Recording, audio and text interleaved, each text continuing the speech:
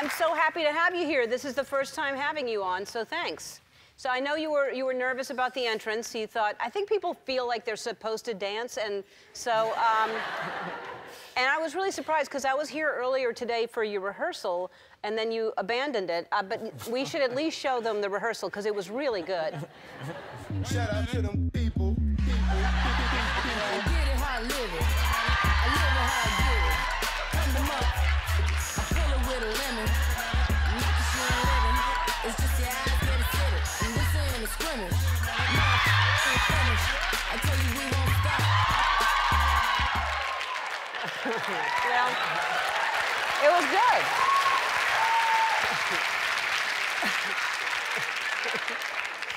Your daughter's looking at you like, I've never seen you dance like that.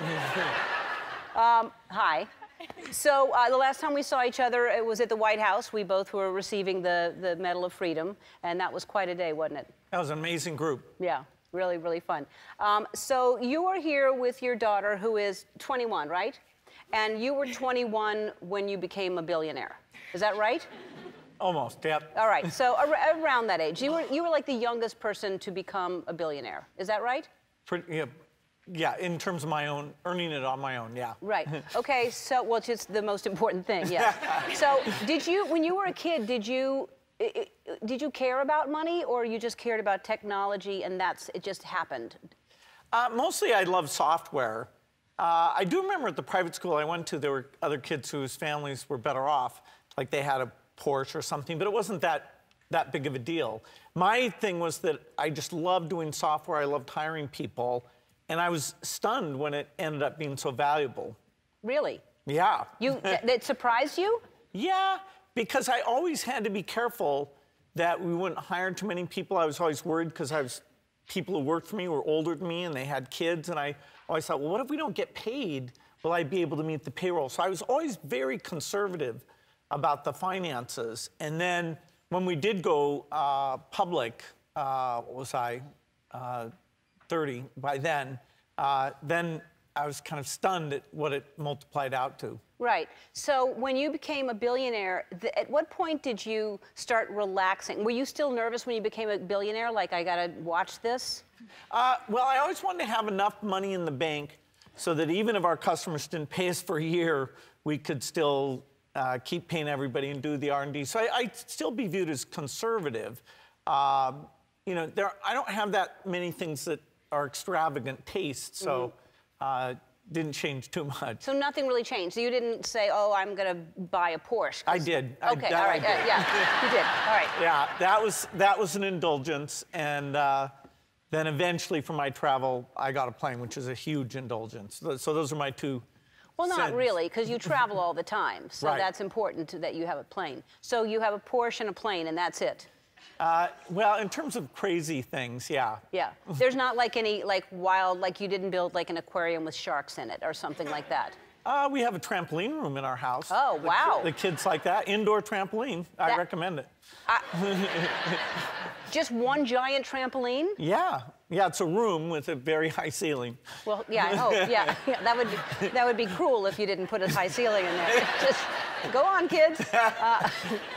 All right, so let's talk about this. So you've already put $40 billion of your own money into your foundation. Yep. $40 billion. And you've, I think, kind of encouraged other billionaires to do this as well, because it really is kind of up to the people to fix the problems in the world, it seems, right? So what is your main focus right now? My wife, Melinda, and I picked global health as our big thing. The fact that still we have 5 million kids who die under the age of 5. Now, it was over 10 million when we got started, so there's been huge progress over the last 18 years. So things like malaria, diarrhea, coming up with new drugs and vaccines and getting them out to all the kids in the world. That's our main thing. Mm-hmm. Our second biggest thing is all in the U.S., which is trying to help improve the education system here. Yeah, which needs, boy, right? I mean, and how do you do that? I always think you get what you pay for. So if you don't pay teachers, because most teachers are paying out of their own pocket to take care of these students. So how do you do that? Well, there's some really phenomenal teachers, and so the dream is that you could take that top 10% and have them help the others to get best practices, the best teaching ideas to spread all over the country. And how, you know, we're listening to you, obviously $40 billion does a lot, and there are other people that are helping, but what can we do? What is the best thing that you could say that just one person can do to help? Well, particularly with schools, the ability to go to the local public school or charter school and engage with the kids, mentor kids, talk about the kind of work you do, there's huge opportunities there. With the challenges, say in Africa, part of it's people's voice.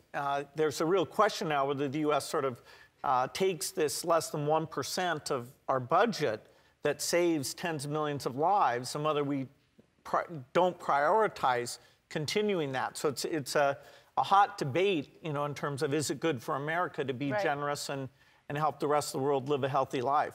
Well, I mean, the fact that you're helping so many people all around the world, that you have this, because that to me is what money, when you have that kind of money, it's for. It's like, that's the best thing you can do, is actually, you're making such a huge difference. So I'm glad you're a billionaire.